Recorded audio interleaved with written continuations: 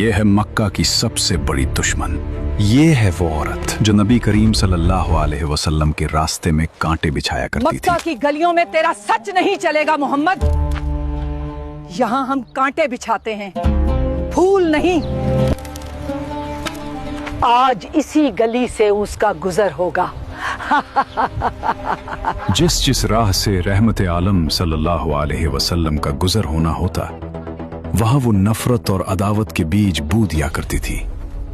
اس نے سمجھا تھا کہ وہ نور کو کانٹوں سے روک لے گی، مگر اسے خبر نہ تھی کہ کانٹے تو پھولوں کے راستے روک سکتے ہیں، خدا کے فیصلوں کو نہیں. آئیے جانتے ہیں ابو لہب اور اس کی بیوی ام جمیل کے اس دور کو جب مکہ کی گلیوں میں نفرت اور سرمایہ داری کا نشہ اپنے عروج پر تھا. یہ کہانی اس دور سے شروع ہوتی ہے جب مکہ کی فضاؤں میں پہلی بار لا الہ الا اللہ کی صدا گونجی.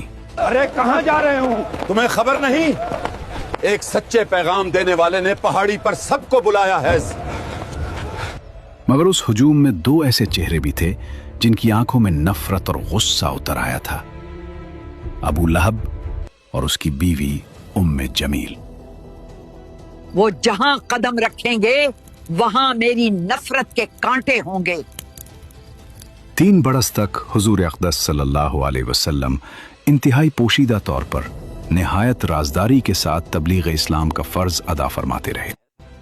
اس درمیان میں عورتوں میں سب سے پہلے حضرت بی بی خدیجہ رضی اللہ عنہا، اور آزاد مردوں میں سب سے پہلے حضرت ابو بکر صدیق رضی اللہ عنہ، اور لڑکوں میں سب سے پہلے حضرت علی رضی اللہ عنہ، اور غلاموں میں سب سے پہلے حضرت زید بن حارثہ رضی اللہ عنہم اجمعین ایمان لائے.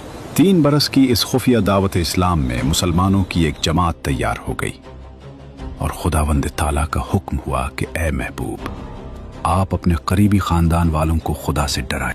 تو حضور علیہ السلام نے ایک دن کوہ صفا کی چوٹی پر چڑھ کر یا معاشر قریش کہہ کر قبیلہ قریش کو پکارا. جب سب قریش جمع ہو گئے تو آپ نے فرمایا کہ اے میری قوم، اگر میں تم لوگوں سے یہ کہہ دوں کہ اس پہاڑ کے پیچھے ایک لشکر چھپا ہوا ہے جو تم پر حملہ کرنے والا ہے، تو کیا تم لوگ میری بات کا یقین کر لو گے؟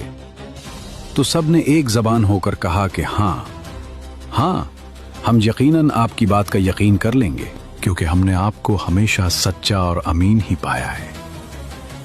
آپ نے فرمایا کہ اچھا، تو پھر میں یہ کہتا ہوں کہ میں تم کو عذاب الہی سے ڈرا رہا ہوں، اور اگر تم لوگ ایمان نہ لاؤ گے تو تم پر عذاب الہی اتر پڑے گا. اس مجلس میں ابو لہب بھی تھا. وہ کہنے لگا، کیا ہمیں یہاں اسی لیے جمع کیا گیا تھا؟ تم نے آج ہمارا وقت برباد کیا اور ہمارے دین پر انگلی اٹھائی. تیرا ناس ہو! کیا اسی بےہودہ بات کے لیے تو نے پورے قریش کو پکارا تھا؟ یہ سن کر تمام قریش، جن میں آپ کا چچا ابو لہب بھی تھا، سخت ناراض ہو کر سب کے سب چلے گئے. ابو لہب کی اس بدتمیزی اور بربادی ہو تیری کہنے کے فوراً بعد آسمان سے فیصلہ آ گیا. اللہ تعالیٰ نے اسی وقت سورہ لہب نازل فرمائی جس میں ابو لہب کی تباہی کی خبر دی گئی. تبت یدا ابی لہب وتب ما اغنى عنه ماله وما كسب سيصلى نارا ذات لهب وامرأته حمالة الحطب في جيدها حبل من مسد. یعنی ابو لہب کے دونوں ہاتھ ٹوٹ گئے اور وہ خود بھی ہلاک ہو گیا. نہ اس کا مال اس کے کام آیا اور نہ جو اس نے کمایا. وہ ضرور بھڑکتی ہوئی آگ میں داخل ہوگا، اور اس کی بیوی بھی جو لکڑیاں اٹھانے والی ہے. اس کی گردن میں مونچھ کی رسی ہوگی. یہ آسمانی فیصلہ سن کر وہ سدھرے نہیں، بلکہ ان کے تن بدن میں آگ لگ گئی. ابو لہب اور اس کی بیوی ام جمیل کی دشمنی اب جنون نہ بدل چکی تھی. ام جمیل مکہ کے طاقتور سردار ابو سفیان کی بہن تھی، جسے دنیا ام جمیل کے نام سے جانتی تھی. اس کے گلے میں ہر وقت ایک قیمتی ہار چمکتا رہتا تھا، لیکن اس کا دل اتنا ہی کالا تھا. اس بدبخت نے قسم کھا رکھی تھی کہ میں اپنا یہ قیمتی ہار بیچ کر محمد کی مخالفت اور دشمنی میں خرچ کروں گی.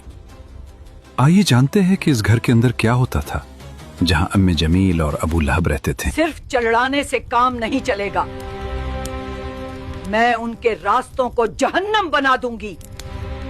وہ جہاں قدم رکھیں گے وہاں میری نفرت کے کانٹے ہوں گے. ابو لہب ہر رات جب مکہ سو جاتا، یہ بدبخت عورت نکل آتی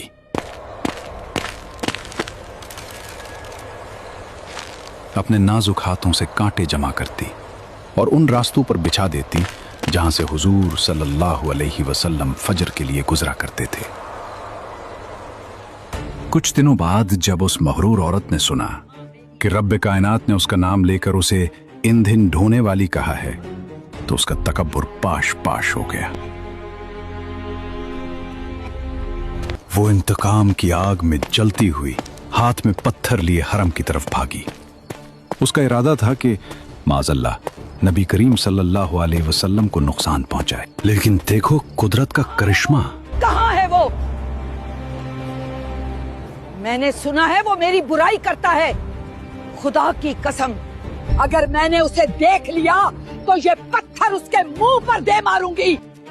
वो सामने खड़ी थी, हुजूर वहीं तशरीफ फरमा थे, मगर अल्लाह ने उसकी आंखों पर पर्दा डाल दिया।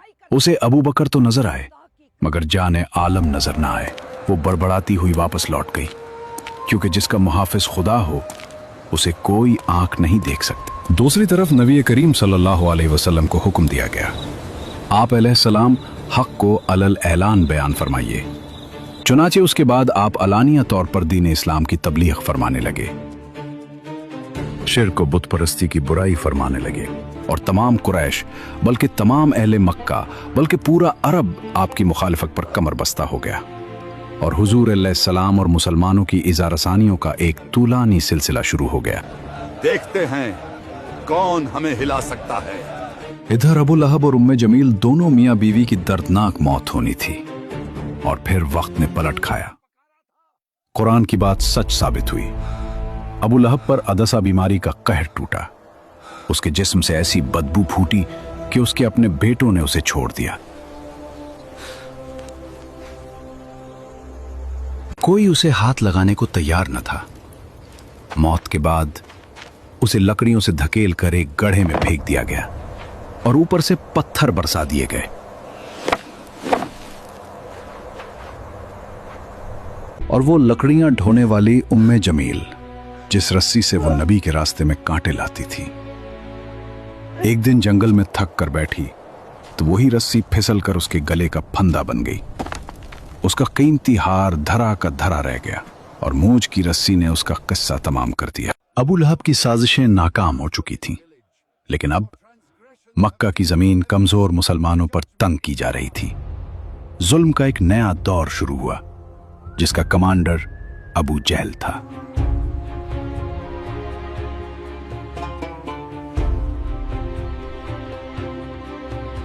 उनका फैसला था कि जो भी गरीब या गुलाम कलमा पढ़ेगा उसे इतनी तकलीफ दो कि वो मौत मांगे या इस्लाम छोड़े। कुफार मक्का खानदान बनु हाशिम के इंतकाम और लड़ाई भड़क उठने के खौफ से हुजूर अलैहिस्सलाम को कत्ल तो नहीं कर सके, लेकिन तरह तरह की तकलीफों और ईज़ा रसानियों से आप पर जुल्म और सितम का पहाड़ तोड़ने लगे। अगर वो मक्का की किसी गली में नजर आए तो उसे एहसास दिलाओ कि ये शहर उसका नहीं है। उसकी आवाज को दबा दो, उसके रास्ते में रुकावटें खड़ी कर दो, ताकि मक्का में कोई उसकी बात सुनने की हिम्मत ना करे। चुनाचे सबसे पहले तो हुजूर अलैहिस्सलाम के काहिन, साहिर, शायर, मजनून होने का हर कूचा और बाजार में जोरदार प्रोपेगेंडा करने लगे। आपके पीछे शरीर लड़कों का गौल लगा दिया, जो रास्तों में आप पर फप्तियां कसते, गालियां देते और ये दीवाना है का शोर मचा मचा कर आपके ऊपर पत्थर फेंकते। कभी कुफारे मक्का आपके रास्तों में कांटे बिछाते, कभी आपकी मुकद्दस और नाजुक गर्दन में चादर का फंदा डालकर गला घूटने की कोशिश करते। एक मर्तबा जबकि हुजूर अलैहिस्सलाम हरम काबा में नमाज पढ़ रहे थे, ऐन हालत नमाज में अबू जहल ने कहा कि कोई है जो आले फलां के ज़िबा किए हुए ऊंट की ओझड़ी लाकर सजदा की हालत में उनके कंधों पर रख दे। ये सुनकर उक़बा बिन अबी मुअयत काफिर उठा और उस ओझड़ी को लाकर हुजूर अलैहिस्सलाम के दोशे मुबारक पर रख दिया। हुजूर पाक अलैहिस्सलाम सजदे में थे। देर तक ओझड़ी कंधे और गर्दन पर पड़ी रही और कुफ्फार ठट्ठा मार मार कर हंसते रहे और मारे हंसी के एक दूसरे पर गिर गिर पड़ते रहे। आखिर हजरत बीबी फातिमा रदियल्लाहु ताला, जो उन दिनों अभी कम सिन लड़की थी, आए और उन काफिरों को बुरा भला कहते हुए उस ओझड़ी को आपके दोशे मुबारक से हटा दिया। हुजूर सल्लल्लाहु अलैहि वसल्लम के क़ल्ब मुबारक पर कुफ़ार कुरैश की इस शरारत से इंतहाई सदमा गुजरा और नमाज से फारिग होकर 3 मरतबा ये दुआ मांगी कि अल्लाहुम्मा अलैका बिकुरैश, यानी ए अल्लाह तू कुरैश को अपनी गिरफ्त में पकड़ ले। फिर अबू जहल, अक़बा बिन रबिया, शैबा बिन रबिया, वलीद बिन उक़बा, उमैया बिन खल्फ का नाम लेकर दुआ मांगी कि इलाही तू उन लोगों को अपनी गिरफ्त में ले ले। हजरत बिलाल रजी अल्लाह अन्हु, जो उमैया बिन खल्फ काफिर के गुलाम थे, उनकी गर्दन में रस्सी बांधकर कूचा बाजार में उनको घसीटा जाता था। उनकी पीठ पर लाठियां बरसाई जाती थी और ठीक दोपहर के वक्त तेज धूप में गरम गरम रेत पर उनको लिटाकर इतना भारी पत्थर उनकी छाती पर रख दिया जाता था कि उनकी जबान बाहर निकल आती थी। उमैया काफिर कहता था कि इस्लाम से बाज आ जाओ वरना इसी तरह घुट घुट कर मर जाओगे। मगर इस हाल में भी हजरत बिलाल रजी अल्लाह अन्हु की पेशानी पर बल नहीं आता था और बुलंद आवाज से कहते थे, खुदा एक है, खुदा एक है। हजरत अम्मार बिन यासिर रजी अल्लाह को गरम गरम बालों पर चित लिटाकर कुफ्फार कुरैश इस कदर मारते थे कि ये बेहोश हो जाते थे। उनकी वालिदा हजरत बीबी सुमैया को इस्लाम लाने की बिना पर अबू जहल ने उनकी नाफ के नीचे ऐसा नेजा मारा कि ये शहीद हो गई। हजरत जनीरा रजी अल्लाह अन्हा हजरत उमर रजी अल्लाह अन्हु के घराने की बांदी थी। ये मुसलमान हो गईं तो उसको इस कदर काफिरों ने मारा कि उनकी आंखें जाती रहीं। मगर खुदावंद ताला ने हुजूर अक़दस सल्लल्लाहु अलैहि वसल्लम की दुआ से फिर उनकी आंखों में रोशनी अता फरमा दी। तो मुशरिकीन कहने लगे, ये मोहम्मद के जादू का असर है। हजरत अबू ज़र गफारी रज़ी अल्लाह ताला अन्हु जब दामन इस्लाम में आए तो मक्का में एक मुसाफिर की हैसियत से कई दिन तक हरम काबा में रहे। ये रोजाना जोर जोर से चिल्ला चिल्ला कर अपने इस्लाम का ऐलान करते थे और रोजाना कुफार कुरैश उनको इस कदर मारते थे कि ये लहूलहान हो जाते थे और इन दिनों में आब जमजम के सिवा उनको कुछ भी खाने पीने को नहीं मिला। वाज़ेह रहे कि कुफार मक्का का ये सलूक सिर्फ गरीबों और गुलामों ही तक महदूद नहीं था, बल्कि इस्लाम लाने के जुर्म में बड़े बड़े मालदारों और रईसों को भी उन जालिमों ने नहीं बख्शा। अगर ये वीडियो आपको पसंद आए हो तो लाइक जरूर करें, कमेंट में बताएं अगली वीडियो किस कहानी पर बनाएं और ऐसी हकीकी कहानियों के लिए चैनल को फॉलो करें।